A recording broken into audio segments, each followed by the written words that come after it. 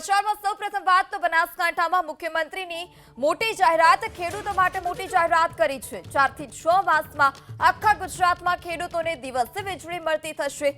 જૂજ વિસ્તારોમાં જ હાલમાં ખેડૂતોને દિવસે વીજળી નથી મળી રહી,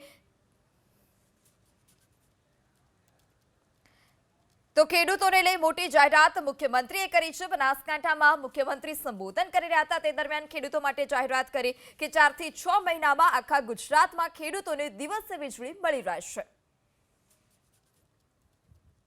કે દિવસ દરમિયાન ખેડૂતોને હર હંમેશ હોય છે કે વીજળી અમને મળે, પણ મળે તો અમને દિવસ દરમિયાન મળે।